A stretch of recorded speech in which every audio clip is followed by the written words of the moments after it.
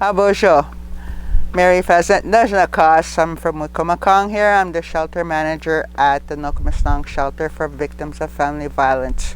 It's already been a year since the shelter opened to provide services to the community as well as surrounding area. Over a year ago, we had a groundbreaking ceremony here on the grounds in September of 2017, and then last year we had a grand opening in June of 2019. And it took a while to build the building, but it's very safe and secure for the clients, for the shelter users. And we opened provided services beginning last August 12th. So the intent of the Nookomisnaang shelter is to provide a safe haven for individuals seeking safety and protection from family violence, to foster encouragement towards their wellness. And Nookomisnaang provides a holistic atmosphere to help the shelter users reconnect to their own wellness journey. So we have programming going quite a bit, and a lot of times that it's guided by the shelter users themselves. So they've been requesting more programming going on, and it helps them a lot. We also have ceremonies and various activities with the elders when they come in to talk to them. And we do connect with the other organizations to help provide services as required. Nookomisnaang believes the Anishinaabe Adzuin empowers and supports themselves, the family, and community.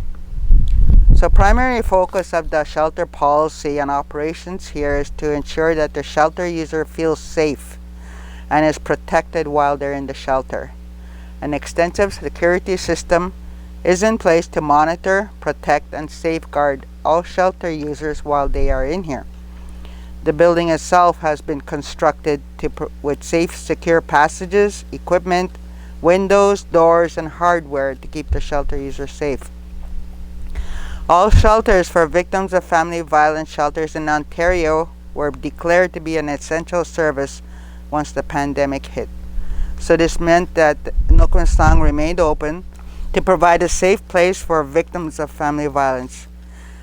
The Nookomisnaang shelter, with the help of the Aboriginal Shelters of Ontario, developed an intensive pandemic policy and procedure plan to protect not only the shelter users but also the staff and their families from possible exposure as much as possible. So as of today, there have been 49 in-house shelter users. 33 were from this community itself, and 16 were non-BADN members. That means they're from other First Nations. We had 16 male and 32 female, and they were in all age groups, right from 0 to 60 years plus. So we have many calls coming in from people who are homeless. So when they do that, we do extensive questioning to see why they're homeless, if it's from family violence or not, because it is a shelter for family violence. It's not a homeless shelter, and so we have to make sure that we follow the mandate. But we do provide referrals when people do call. We do try and get them help. So on August 12th, we will have had a pipe ceremony in the morning with the staff to thank the ancestors for their support and guidance, as well as to ensure that they're in a state of rest on this land as well. We will have a sacred fire going for the community members to come and offer sema and their prayers for the victims of family violence. So we'll have the fire in the teepee, and sema will be available. We ask people to bring their masks and also to practice safe distancing, and that's it. It's just like a come and go, and we will have a small gift for everyone that comes. Yeah, we hope to see you here. Naandwechige.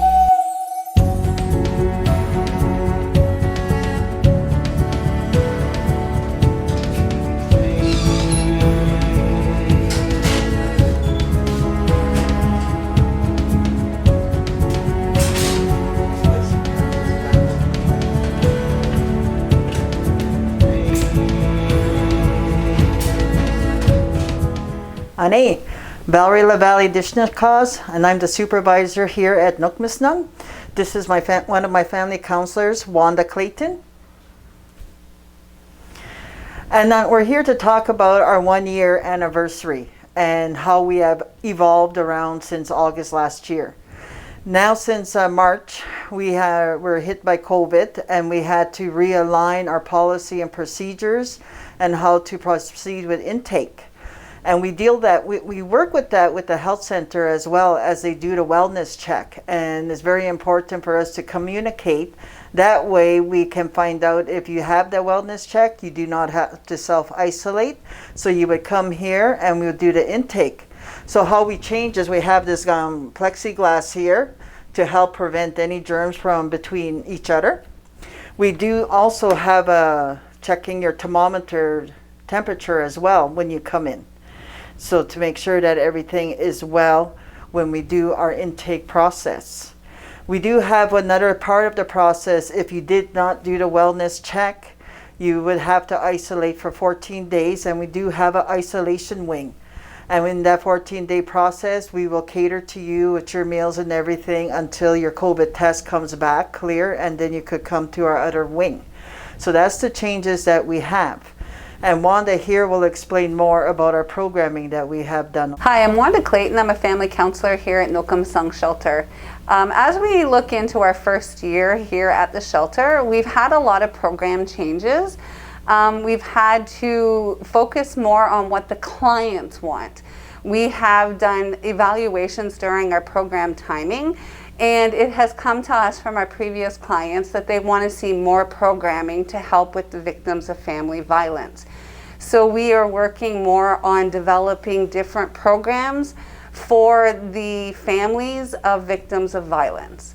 We'd like to thank everybody for their support over the last year here at the shelter. Chi miigwech to everyone that has been helping here at the shelter. Thank you.